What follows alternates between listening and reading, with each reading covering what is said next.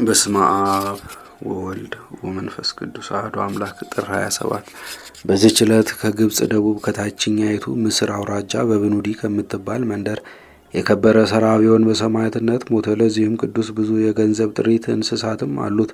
አብዝቶ መመጽወትንም የሚወድ ነው። ስደትም በሆነ ጊዜ የክርስቲያን ወገኖችን ፈልጎ ያሰቃይ ዘንድ መኮንኑ ሄሬኔዎስ በየሀገሩ እንደሚዞር ሰማ።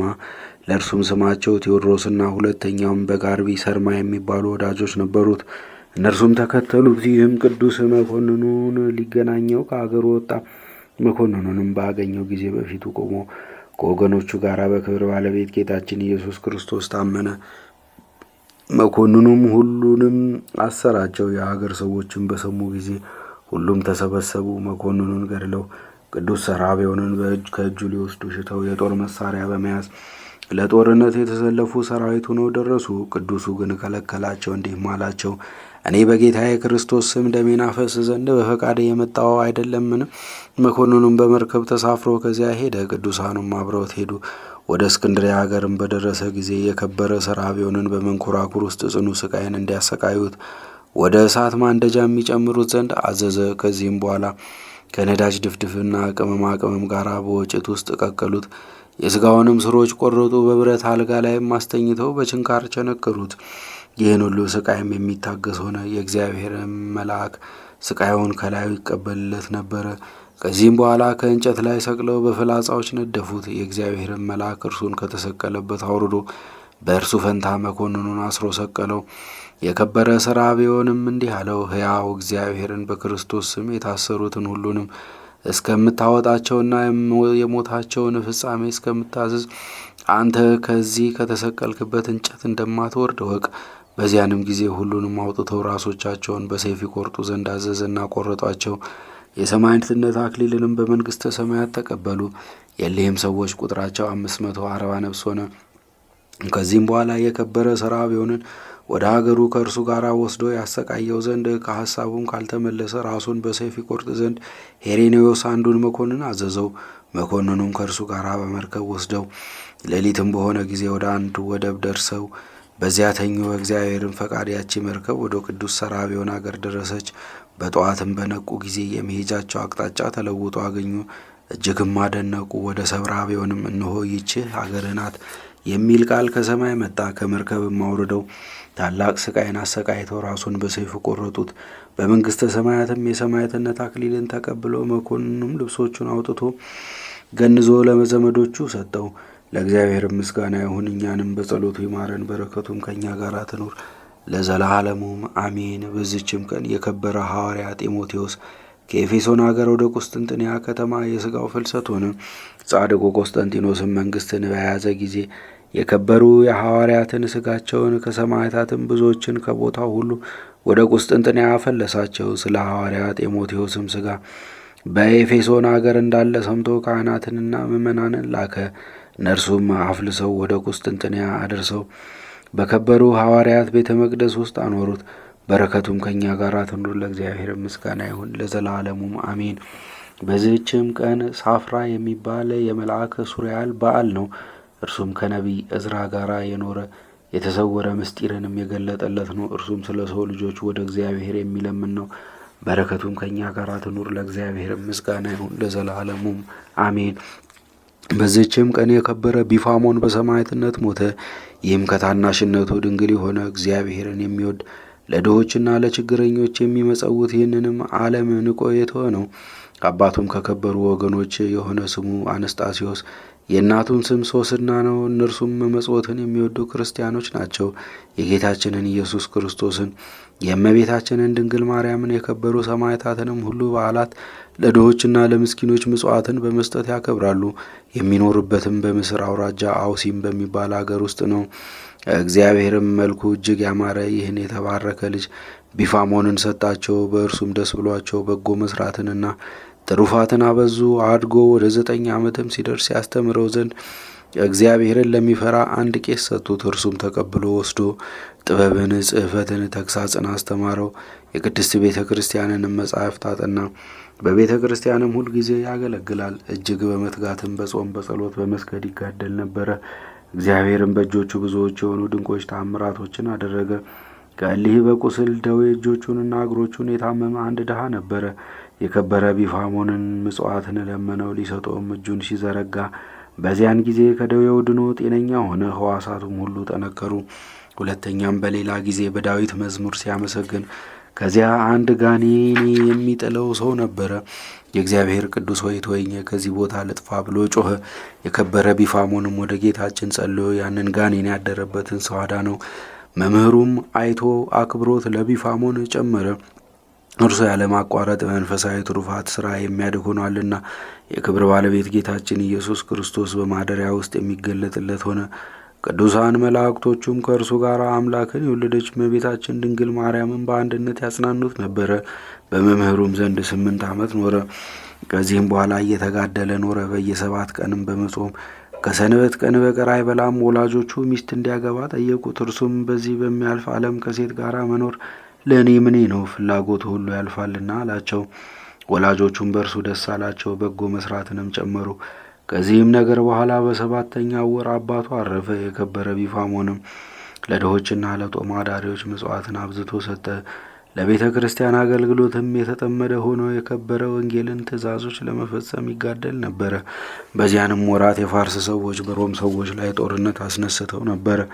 የሮም ንጉሥም በጦርነት ሙቶ መንግስት ያለ ንጉሥ ተቀመጠች። መኳንንቱና የመንግስት ታላላቆች ተሰብስበው ተማከሩ። ከሁሉ አገሮችም ተዋጊዎች የሆኑ አርበኞችን ይሰበስቧቸው ዘንድ አዘዙ። ከላይኛውም ግብፅ ልበደንዳና የሆነ አንድ ሰው ተገኘ። እርሱም ስሙ አግሪጳዳ የሚባል የሰይጣን ማደሪያ የሆነ ፍየሎችን የሚያረባ ነው። ወደ አንጾኪያ ከተማም ወስደው ለመንግስት ፈረሶች ባልደራስ አድርገው ሾሙት። በአንዲትም ሁለት ሸንበቆ አንስቶ በአንድነት አስሮ ዋሽንት ነፋባቸው። በፈረሶች ሰይጣን አደረባቸውና ፈረሶችም እየጨፈሩ ያሽካኩ ጀመር። የሞተውም ንጉሥ ሴት ልጅ በቤተ መንግስት አዳራሹና በመስኮት ሲዘፍንና ዋሽንት ሲነፋ አግሪጳዳን አይታው እጅግ አማራት። ሰይጣንም በልቧ የዝሙትን ፍላጎት ጨመረ። ወደ እርሷም አስጠራችውና አገባችው። ስሙንም ዲዮቅልጥያኖስ አሰኝታ ነገሰችው። ታናሽ እህቷም ታላቂቷ እህቷ ያደረገችውን ባየች ጊዜ ቀናች። እርሷም መክስሚያኖስ የሚባል አንድ መኮንን መልምላ አገባች። ልብሰ መንግስትም አልብሳ ንጉሥ አደረገችው። መክስሚያኖስና ዲዮቅልጥያኖስም በአንጾኪያና በሮም ተስተካክለው ነገሱ። ከዚህም በኋላ ሰይጣን ተገለጠላቸውና እንዲህ አላቸው፣ ነገስታት እስካደረግኳችሁ ድረስ በንጉሱ ሴቶች ልጆች የዝሙትን ፍቅር በልባቸው የጨመርኩ እኔ ነኝ። አሁንም ትእዛዜን ከሰማችሁ በምድር የሚኖሩትን ሰዎች ሁሉንም በእጆቻችሁ ውስጥ አደርጋቸዋለሁ። እናንተም ስገዱልኝ። የወርቅና የብር ምስሎችንም ሰርታችሁ አማልክት በሏቸው። ስማቸውንም አጵሎን፣ አርዳሚስ ብላችሁ ጥሯቸው። ሰዎችንም ሁሉ ዕጣን እንዲያሳርጉላቸው እንዲሰግዱላቸውም እዘዟቸው። አብያተ ክርስቲያናትን ሁሉ ዝጉ፣ የአማልክትንም ቤቶች ክፈቱ። ትእዛዛችሁን ሰምተው ለአማልክት የማይሰግዱትን ግን በየአይነቱ በሆነ ጽኑ ስቃይ እያሰቃዩአቸው ራሶቻቸውንም በሰይፍ ቆረጡ። እሊህ ሰነፎች ዲዮቅልጥያኖስና መክስሚያኖስ በሰሙ ጊዜ ሰገዱለትና እኛ ያዘዝከንን ሁሉ እናደርጋለን አሉት። በዚያንም ጊዜ በግብፅ አገር ሄሬኔዎስንና አርያኖስን 2 መኳንንቶች ሾሙ። ለጣዖት የማይሰግዱትን ሁሉ እንዲያሰቃዩ አዘዟቸው። የከበረ አባ ቢፋሞንም ይህን ዜና በሰማ ጊዜ እጅግ አዘነ።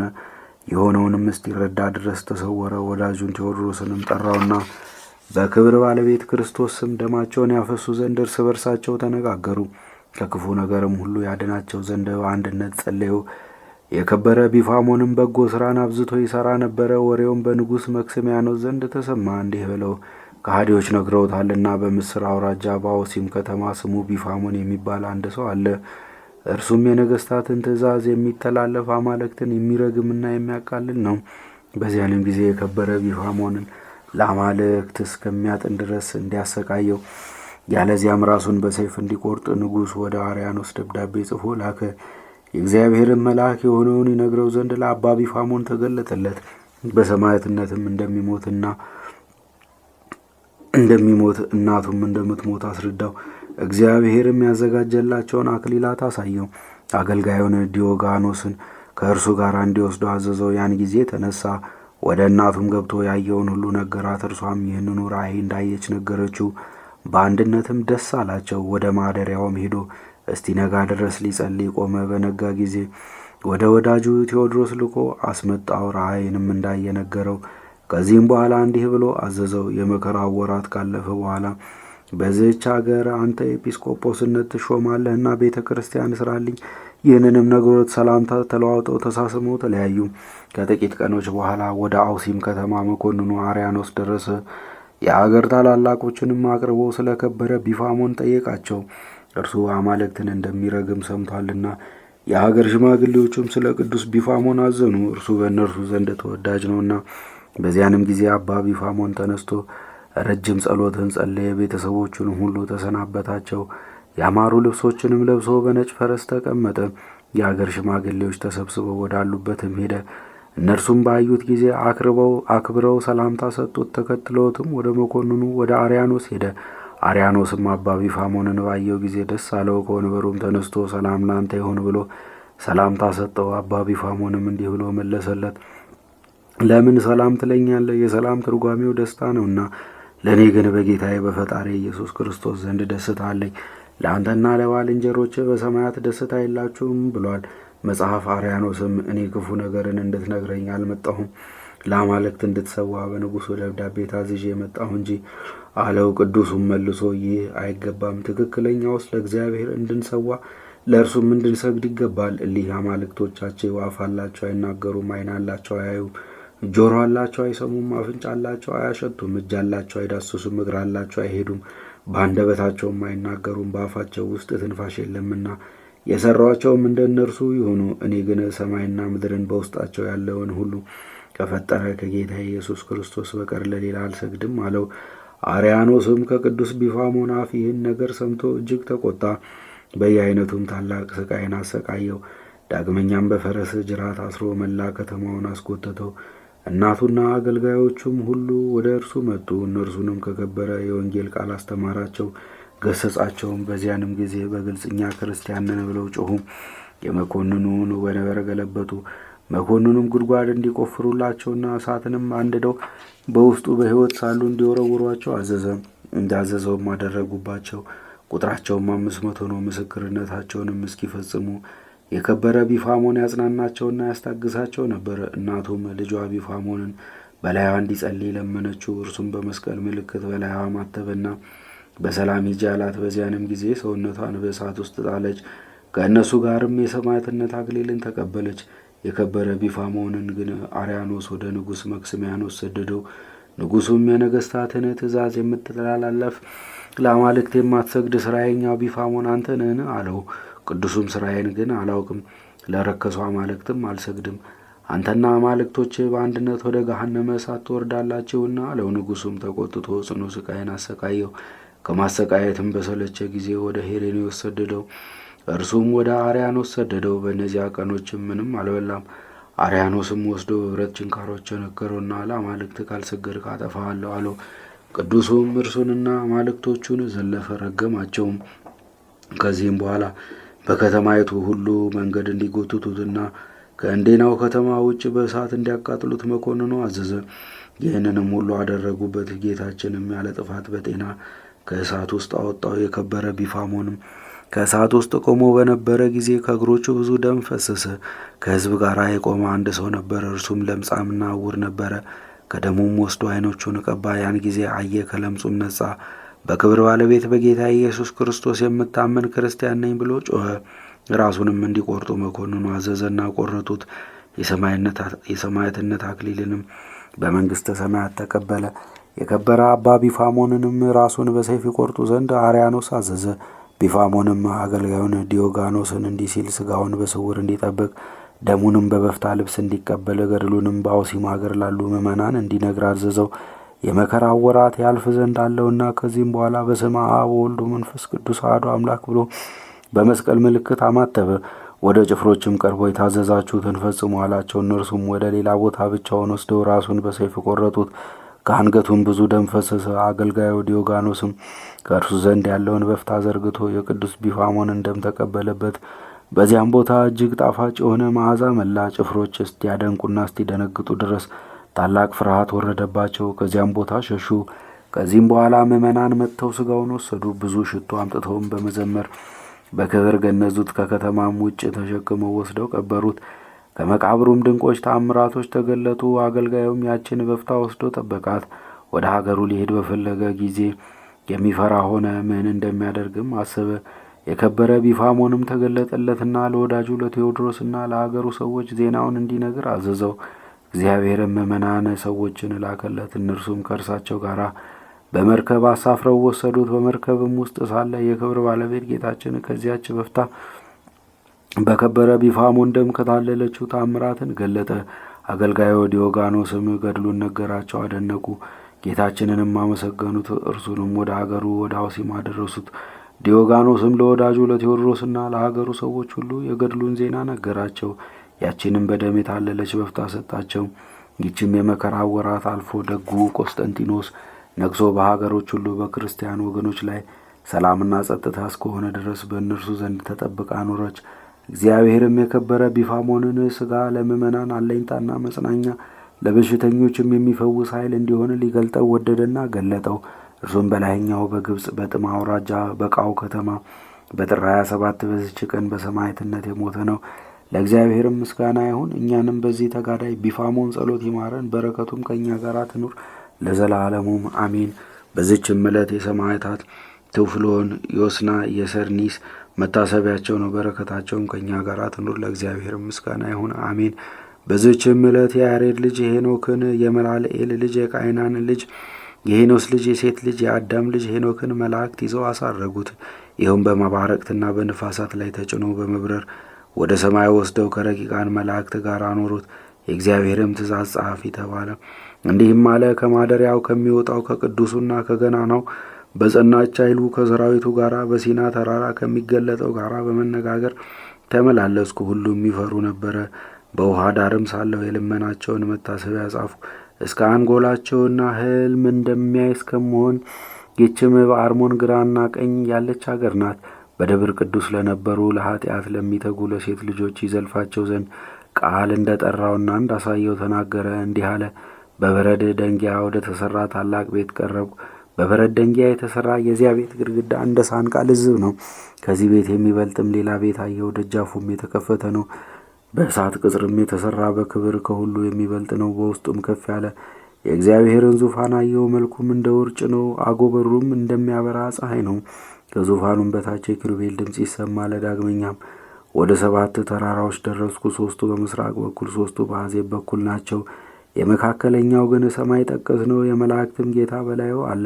ሌሎች 4 ገጾች ኪሩቤልን አየ። ስለ ክርስቶስም እንዲህ ብሎ ትንቢት ተናገረ። የዘመናት አለቃ ወደ ሆነው የሰው ልጅ ተጠራ። ዓለም ከመፈጠሩ አስቀድሞ የነበረ ሆነ። ሁለተኛም ለጻድቃን የጽድቅ በትር፣ ለአሕዛብም ብርሃን፣ ተስፋ ለሌላቸውም አለኝታ ይሆናል አለ። በሰማይ ገጽ ስለሚመላለሱ ብርሃናት እንዲህ አለ። አንዱም አንዱ በየወገናቸው በሰለጠኑበትና በተሰየሙበት ጸንተው ይኖራሉ። ስለ ነፋሳትም መውጫዎች እንዲህ ብሎ ተናገረ። 3ቱ በሰማይ ገጽ፣ 3ቱ በምድር ገጽ፣ 3ቱ በቀኝ 3ቱ በግራ ናቸው። ስለ አዳምም እንዲህ አለ። እነሆ በሬ ከምድር ወጣ፣ ጻዕዳም ሆነ። ስለ ሔዋንም ደግሞ ሴት እምቦሳ ከእርሱ ወጣች አለ። ስለ ምኵራብም ያን አሮጌ ቤት እስከሚያሳንሰው ድረስ አየሁ አለ። ምሰሶዎቹንም ከውስጡ አወጣ። ስለ ቤተ ክርስቲያንም ጌታ አዲስ የበጎች ቤት አምጥቶ እስኪሠራ ድረስ አየሁ። ከቀድሞውም ቤት የበለጠ ነው። በጎቹም ሁሉ በውስጡ ይሰማራሉ አለ። ስለ ምዕመናንም የሊህ በጎች ጸጉራቸው ንጹሕ ነጭ ነው። የተበተኑትም ከአራዊት ጋር ይሰማራሉ።